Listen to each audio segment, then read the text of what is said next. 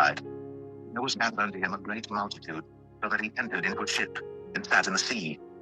And the whole multitude was by the sea on the land. And he taught them many things by parables, and said unto them in his doctrine, Hearken, behold, there went out a sower to sow. And it came to pass as he sowed, some fell by the wayside, and the fowls of the air came and devoured it up.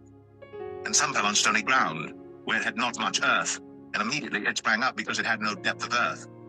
But when the sun was up, it was scorched, and because it had no root, it withered away. And some fell among thorns, and the thorns grew up and choked it, and it yielded no fruit. And other fell on good ground, and did yield fruit that sprang up and increased, and brought forth some 30, and some 60, and some 100. And he said unto them, He that hath ears to hear, let him hear. And when he was alone, they that were about him with the 12 asked of him the parable. And he said unto them, Unto you it is given to know the mystery of the kingdom of God. But unto them that are without, all these things are done in parables, that seeing they may see and not perceive, and hearing they may hear and not understand, lest at any time they should be converted, and their sins should be forgiven them. And he said unto them, Know ye not this parable? And how then will ye know all parables? The sower soweth the word, and these are they by the wayside where the word is sown. But when they have heard, Satan cometh immediately, and taketh away the word that was sown in their hearts. And these are they likewise which are sown on stony ground, who when they have heard the word, immediately receive it with gladness, and have no root in themselves, and so endure but for a time. Afterward, when affliction or persecution ariseth for the word's sake, immediately they are offended. And these are they which are sown among thorns, such as hear the word, and the cares of this world, and the deceitfulness of riches, and the lusts of other things enter in, choke the word, and it becometh unfruitful. And these are they which are sown on good ground, such as hear the word, and receive it, and bring forth fruit, some 30-fold, some 60, and some 100. And he said unto them, Is a candle brought, and be put under a bushel, or under a bed, and not to be set on a candlestick? For there is nothing hid which shall not be manifested, neither was anything kept secret, but that it should come abroad. If any man have ears to hear, let him hear. And he said unto them, Take heed what ye hear. With what measure ye mete, it shall be measured to you, and unto you that hear shall more be given. But he that hath, to him shall be given, and he that hath not, from him shall be taken even that which he hath. And he said, So is the kingdom of God, as if a man should cast seed into the ground, and should sleep and rise night and day, and the seed should spring and grow up, he knoweth not how. But the earth bringeth forth fruit of herself, first the blade, then the ear, after that the full corn in the ear. When the fruit is brought forth, immediately he putteth in the sickle, because the harvest is come. And he said, Whereunto shall we liken the kingdom of God? Or with what comparison shall we compare it? It is like a grain of mustard seed, which when it is sown in the earth, is less than all the seeds that be in the earth. But when it is sown, it groweth up, and becometh greater than all herbs, and shooteth out great branches, so that the fowls of the air may lodge under the shadow of it. And with many such parables spake he the word unto them, as they were able to hear it. But without a parable spake he not unto them. And when they were alone, he expounded all things to his disciples. And the same day, when the even was come, he saith unto them, Let us pass over unto the other side. And when they had sent away the multitude, they took him even as he was in the ship. And there were also with him other little ships. And there arose a great storm of wind, and the waves beat into the ship, so that it was now full. And he was in the hinder part of the ship, asleep on a pillow. And they awake him, and say unto him, Master, carest thou not that we perish? And he arose, and rebuked the wind, and said unto the sea, Peace, be still. And the wind ceased, and there was a great calm. And he said unto them, Why are ye so fearful? How is it that ye have no faith? And they feared exceedingly, and said one to another, What manner of man is this, that even the wind and the sea obey him?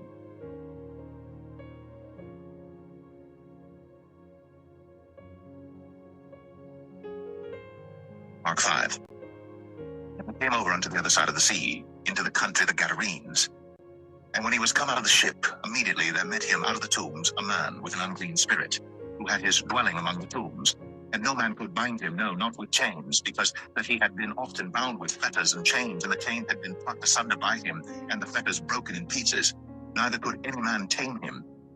And always, night and day, he was in the mountains and in the tombs, crying and cutting himself with stones.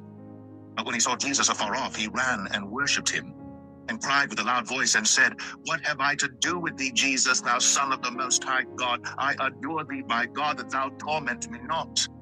He said unto him, Come out of the man, thou unclean spirit. And he asked him, What is thy name? And he answered, saying, My name is Legion, for we are many. And he besought him much that he would not send them away out of the country. Now there was there nigh unto the mountains a great herd of swine feeding. And all the devils besought him, saying, Send us into the swine, that we may enter into them. And forthwith Jesus gave them leave. And the unclean spirits went out, and entered into the swine. And the herd ran violently down a steep place into the sea. They were about 2,000, and were choked in the sea. And they that fed the swine fled, and told it in the city and in the country. And they went out to see what it was that was done. And they come to Jesus, and see him that was possessed with the devil, and had the legion sitting, and clothed, and in his right mind. And they were afraid. And they that saw it told them how it befell to him that was possessed with the devil, and also concerning the swine. And they began to pray him to depart out of their coasts. And when he was come into the ship, he that had been possessed with the devil prayed him that he might be with him.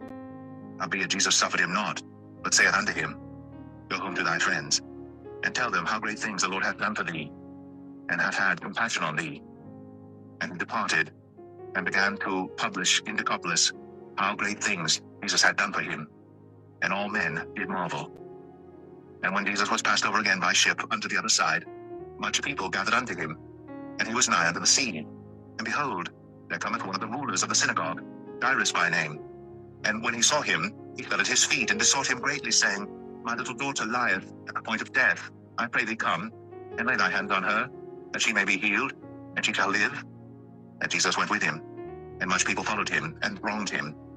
And a certain woman, which had an issue of blood 12 years, and had suffered many things of many physicians, and had spent all that she had, and was nothing bettered, but rather grew worse, when she had heard of Jesus, came in the press behind, and touched his garment.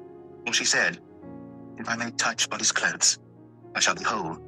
And straightway the fountain of her blood was dried up, and she felt in her body that she was healed of that plague. And Jesus, immediately knowing in himself that virtue had gone out of him, turned him about in the press, and said, Who touched my clothes? And his disciples said unto him, Thou seest the multitude thronging thee, and sayest thou, Who touched me? And he looked round about to see her that had done this thing. But the woman, fearing and trembling, knowing what was done in her, came and fell down before him, and told him all the truth. And he said unto her, Daughter, thy faith hath made thee whole. Go in peace, and be whole of thy plague.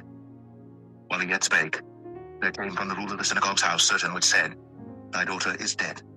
Why troublest thou the master any further? As soon as Jesus heard the word that was spoken, he saith unto the ruler of the synagogue, Be not afraid, only believe. And he suffered no man to follow him, save Peter, and James, and John, the brother of James. And he cometh to the house of the ruler of the synagogue, and seeth the tumult, and them that wept and wailed greatly. And when he was come in, he saith unto them, Why make ye this ado and weep? The damsel is not dead, but sleepeth. And they laughed him to scorn. But when he had put them all out, he taketh the father and the mother of the damsel, and them that were with him, and entereth in where the damsel was lying. And he took the damsel by the hand, and said unto her, Talitha cumi, which is, being interpreted, Damsel, I say unto thee, arise. And straightway the damsel arose, and walked, for she was of the age of 12 years.